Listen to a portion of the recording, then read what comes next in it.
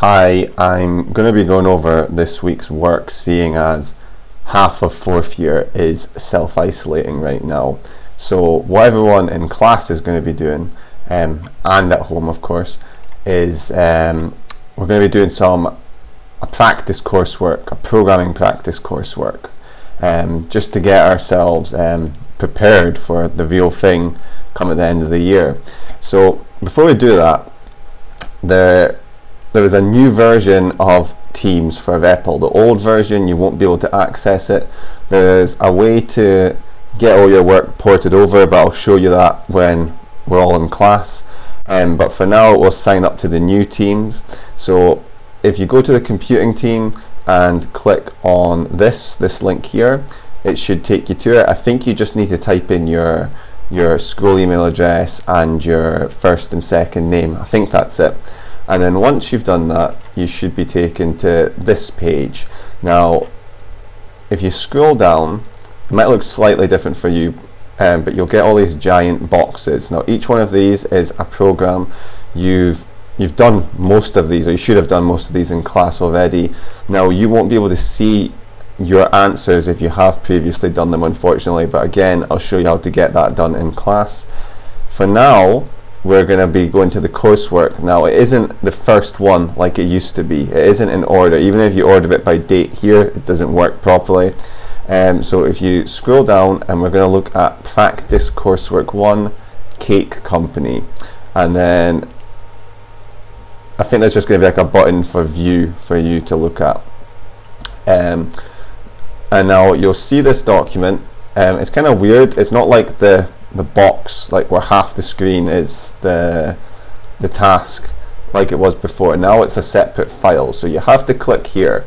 So you click this bit in the top left to see your code, so I've already started this bit off for you, and you click this bit to see the document. So this is the coursework. So I'll quickly go through this. So Livingston Cake Company want to develop a program to count the number of cakes being produced in the factory over a period of 4 months. The program should ask the user how many cakes are made each month for 4 months production of cakes. The user should not be able to enter a number less than 0. If the number of cakes produced is over 500 in a single month, then they gain a bonus point. If 3 or more bonus points are accumulated, then staff are told you are getting a pay rise. Otherwise, tell them boo. The program should display the cakes made next to their respective month. Now, that is quite a lot to take in. I've wrote a little hint there. You're going to need to use a list in the program to do this. A list or an array, same difference. So I've got one here, cake array, or cake list, if you want to call it that.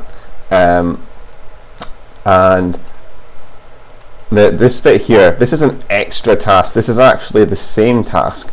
It's just broken up into bullet points. And I would recommend trying to tackle each bullet point one at a time. So the first one, inputs. Inputs is going to be what you're typing in. Processes is any calculations or decisions you're making, and outputs is going to be what you're seeing on screen in this black bar down here. So the input, ask the user for the number of cakes made for each of the 4 months. So you should know how to ask for an integer, ask for a number, and you need to ask it 4 times. Now remember, you can't just copy and paste it 4 times. You're going to need to put it inside this loop here, and that's the first bullet point, just that. After that, we're going to be looking at processes. So determine if any bonus points are earned. So if we look above, they get a bonus point if they get over, 500 cakes in a single month. So if you type in over 500, it should add 1 point. Make it start with 0 and then add 1 point every time they type in over 500. Now, hopefully, a light bulb's going off above your head right now. That is a running total. So I've made, to start you off, a bonus points equals 0, like we've done in all the running total programs. And then when you do your if statement, when you say if the number, so you ask for the number, you say is it over 500, and if it is over 500, you add 1 to bonus points. And that is the second bullet point. Add up all the bonus points. Yeah, you're going to have to add them all up. So to be fair, once you've done the first one, you've kind of done the second one as well. You're not doing it at the end of the program. I should probably edit that out. So where is that?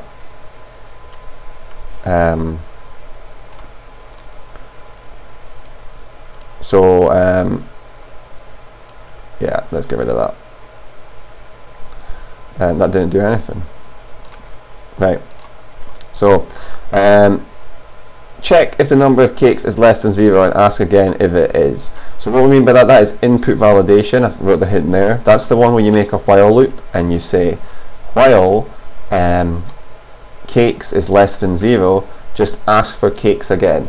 Now there's already a loop in the program, so you'll have to do a loop inside of this loop for that to work, and it should be, you should actually put that before this bit. I mean, you can do that bit first, but just make sure this goes above it. After that, display each month alongside with how many cakes they were produced. So there's a couple ways you can do it. The simplest way is you just make a print statement and go print January, and then, well, I mentioned that you need to use a list in the program. So for that, you see, every time you get your user types in cakes, this is like an extra step before you can do this. You need to save those cakes to an array. So if they type in 400 cakes, you need to store that number 400 in. If they type in 200, you need to store that in. So you'd have, for the first 2 months, you'd have 400, then 200, then 100, and then 50 or whatever. Then you need to print out the array one at a time. So we've done this before, where you loop through an array. So think about that. This is probably the hardest bit to get that all working. So you have to make another loop. You'd make another loop under this, and then you would say print cake array. Well, I'll let you take it from there, and then you can put in the months as well next to it. That's probably the trickiest bit of this, I would say. And then, of course, at the end, if they do get 4 points, you need to make another if statement that says if points is greater than or equal to 4, print you're getting a pay rise. Otherwise, print boo. So we've got a fixed loop, we've got a while loop, we have 2 if statements, we've got a running total and an array. We've put everything together really that we've looked at in class. For anybody that's found that easy enough, the extension task is just there to challenge you. So you know what, I'll show you the basic version before I even look at the extension task. So I'm not going to show you the code, that'd be too easy, and I've already started it off for you. So this is, I'm going to run it. So I'm going to say enter cakes made this month, 500, and then let's say 200, 400 and 100. So I should have 2 bonus points. So it says boo because I only got 2. Let's see if I make everything like a really high number.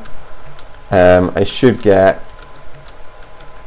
yeah, you are getting a pay rise. That's because my program's kept track of the bonus points, and when it gets to 4, well, when it gets to 4, you get the pay rise.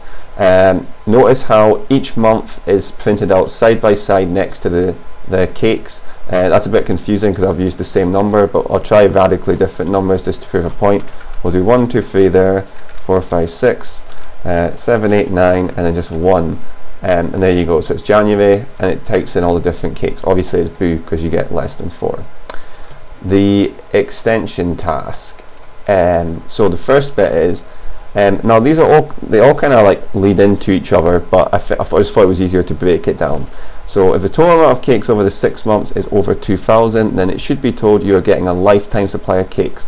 So in other words, this is another running total. So initially you're not even adding up the cakes, you're just adding them to, you add them to an array, and then you add up bonus points. This one is adding up the cakes as well, so you'll have 2 running totals. So you'll need to make another one at the top here. You'll have to have total cakes at the top. The second one is a bit different, and you need to think about how would you make it. So when we're running the program at the moment in this version, it just says enter cakes made this month. How would you make it say enter cakes made during month 1, during month 2, and that? As a hint, think about the I. Think about the I in the loop here. That is your hint, and where you could put that in your question. If you figure that out, this one just follows on from it, and it's pretty much the same thing. So how many cakes were made in January, and then it'll say how many cakes were made in February, and so on. and it's only a tiny little extra bit. If you could figure out 2, it's a tiny little bit more to get for the working out. So I'll show you the extension version. So as you can see, it says enter cakes made in January, so I'm going to type in 500.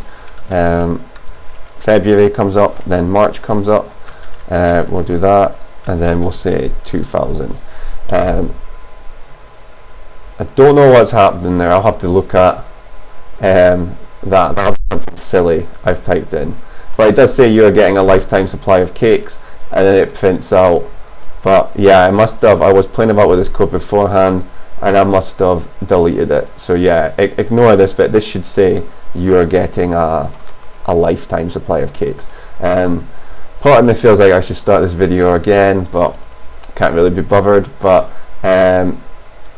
yeah, so yeah, that should say you are getting a lifetime supply. Sorry, that should say you are getting a pay rise, and this should say you're getting a lifetime supply of cakes if you type in all these numbers. Right, once you finish that, if you're stuck, you can share it with me here, or it's quite awkward, I can't see the same view you guys can. There is a submit button, and there should actually be a comment button that appears at the bottom right hand, kind of where my face is. I realise I'm pointing to it with the mouse, but my face is in the way right now. There's like a purple comment button. Now I'm not sure if it alerts me with those comments, so it might be better just to give me an email and let me know if you're struggling, just because I might not be able to see it. I'm really not sure. This new version of Teams, the REPL Teams, is new to me as well. But yeah, like I said, get in contact, share your code on the top right with me in an email if you need help, and good luck. This will be work. This will be for next week as well, the start of next week, because I realise that people will be self-isolating up until next week as well. Right, thank you, bye.